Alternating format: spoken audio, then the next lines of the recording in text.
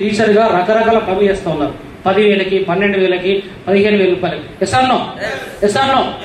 కానీ వాళ్ళకు వచ్చే ఇన్కమ్ ఎంత అండి? హైయెస్ట్ 15,000 మనకున్న ఎక్స్పీరియన్స్ ప్రకారంగా.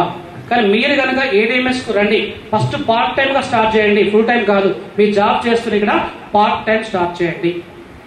రోజు ఒక్కటి అని బ్రదర్, ఎన్ని ఒక్కటే రోజు ఒక్కటి చేస్తే రోజుకు 5,000, నెలకి ఎంత వస్తాయండి? 1,50,000.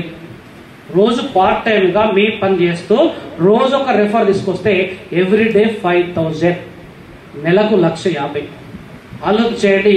మామూలు ఇన్కమ్ కాదు. 1,50,000 అంటే ఆశ్రమస్ ఇన్కమ్ కాదు. ఈ 1,50,000 రావాలంటే అమెరికా పోవాలి, దుబాయ్ పోవాలి, మస్కట్ పోవాలి, మలేషియా పోవాలి. కానీ ADMS లో నీ ఇంట్లో ఉంటూ నీ పని చేసుకుంటూ రోజు ఒక్కటి చేస్తే నెలకి 1,50,000 ఇస్తాడు ADMS కంపెనీ. ఇందులో కంపెనీ ద్వారా మనకి ఇచ్చేటువంటి ఫస్ట్ ఇన్కమ్ పేరు DRI, డైరెక్ట్ రెఫరల్ ఇన్కమ్. ఏంటండి? Direct referral income. సో మీరు కనుక దీంట్లో బిజినెస్ ప్రారంభం చేసి కనుక రెఫరల్ చేయడం ద్వారా మీ ద్వారా కనుక జైలింగ్ వస్తే ఒక్క కస్టమర్ ద్వారా కంపెనీ మీకు ఇక్కడ 5,000 రూపాయలు ఇస్తుంది. ఒక్కరు వస్తే 5,000. ఆ వచ్చిన కస్టమర్ బండి కొన్నా పర్లేదు, క్యాష్ పెట్టి లోన్లో బండి కొన్నా పర్లేదు, లేదా ఒక 16,000 రూపాయలతోటి మనలాగా పర్చేజ్ చేసినా పర్లేదు సార్. ఒక్కరు వస్తే ఎంత అండి? అందరు చెప్పారు ఎంత వస్తుంది? ఒక్కరు వస్తే 5,000, ఇద్దరు వస్తే 10,000, ముగ్గురు వస్తే 15,000, 10 మంది వస్తే 50,000, 100 మంది వస్తే 5 లక్షలు, 1000 మంది వస్తే 50 లక్షలు, 2,000 మంది వస్తే 1 కోటి రూపాయలు. ఎవరికి వస్తాయండి? ఎవరికి వస్తాయి? ఎవరైతే బిజినెస్ చేస్తారో, ఎవరైతే కొత్త కొత్త వాళ్ళు బిజినెస్ పట్టుకొచ్చి ఈ కాన్సెప్ట్ అర్థం చేపిస్తారో వాళ్ళందరికీ సార్. ఓకే సార్, నా పేరు దుర్గనాల బాబురావు అండి. LIC ఏజెంట్ గా ఒక 35 ఏళ్ళు పనిచేసినాము. MA BD చదువుకున్నాము. కరోనా అందరినీ గోసపెట్టినట్టు నన్ను కూడా గోసపెట్టింది. ఒక 30 లక్షల అప్పుడు చిట్టీలు నడిపినాము. చిట్టీలు నడిపితే మీద పడ్డాయి. అనుకోకుండా ఇందులో రావడం జరిగింది. ఒక అద్భుతం చెప్తా సార్. ఎందుకు చెప్తామంటే ఫస్ట్ మీరు బాగా అర్థం చేసుకోవాలి.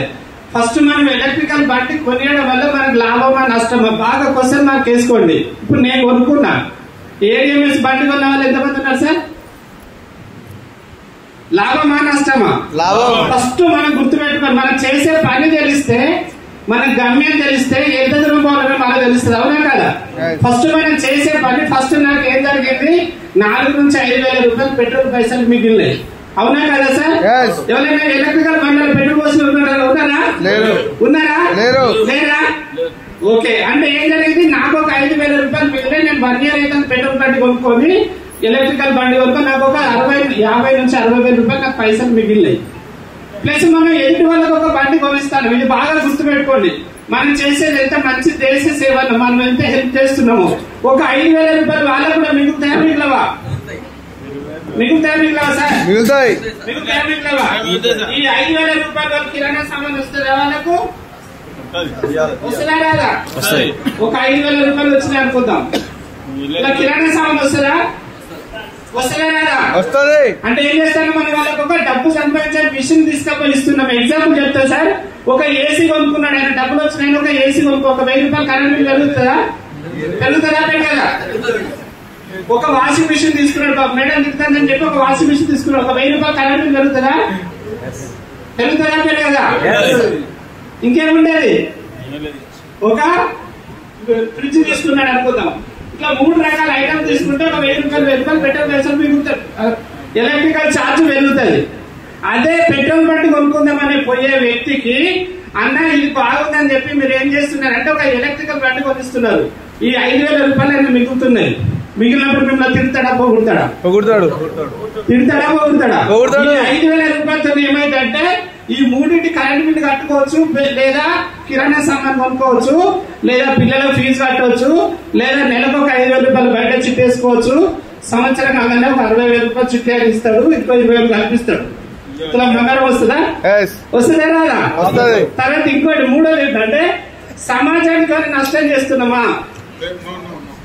సమాజానికి నష్టం చేస్తానమా లాభం చేస్తానమా?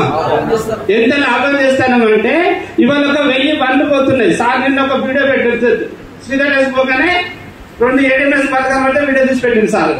మొన్న బస్సు కార్లో పోతాంటే 2 ADMS బండ్లు కనబడితే అంటే ఏంటి నాది ఏడిఎంఎస్ అంటే నాది అనేది ఎప్పుడైతే ప్రేమిస్తారో సార్ ఫస్ట్ ప్రేమించడం నేర్చుకోండి. మహేష్ బాబు ఏమంటాడు, ఫస్ట్ ప్రేమించాలి, వస్తే మీరు ప్రేమించడం నేర్చుకుంటలేదు. 35 years గా జాబ్ చేస్తూ పార్ట్ టైం గా ఇలాంటి ఎన్నో నెట్వర్క్లలో ఎక్స్పీరియన్స్ ఉన్న పర్సన్ తెలవాలి సార్. అదేవిధంగా మహేష్ సార్ వచ్చేసి మెడికల్ డిపార్ట్మెంట్ అండి, B.Pharma కంప్లీట్ చేసుకుని ప్రెసిడెంట్ మన కంపెనీలో ఒక సిఇఓగా చీఫ్ ఎగ్జిక్యూటివ్ ఆఫీసర్ గా సార్ వర్క్ చేస్తున్నాండి. అదేవిధంగా మరొక పర్సన్ సాయిల్ మేడం అండి. సో సాయిల్ మేడం వచ్చేసి మన కంపెనీ యొక్క వైస్ ప్రెసిడెంట్, అదేవిధంగా క్రియేటివ్ డైరెక్టర్. 9 రకాల భాషల్ని అనర్గళంగా అద్భుతంగా మాట్లాడేటువంటి శక్తి సంబంధించిన మేడం సాయిల్ మేడం. సో ఈ నలుగురు వ్యక్తులకి ఏంటంటే భారతదేశంలో గత 30 సంవత్సరాలుగా ఏం జరిగింది, ప్రజెంట్ ఏం జరుగుతుంది, రేపు ఫ్యూచర్ లో ఏం జరగబోతుంది అనే విషయాలపైన క్లారిటీ ఉన్న వ్యక్తులు కాబట్టి రాబోయే ఫ్యూచర్ అంతా కూడా ఎలక్ట్రిక్ వెహికల్స్ గమనించి సో కొంచెం గట్టి చెప్పాలి sir. Change your bike, change your bike. బండి మార్చుకో, బండి మార్చుకో, బండి మార్చుకో. గింతే, జస్ట్ బండి మార్చుకుంటే ఫస్ట్ మీ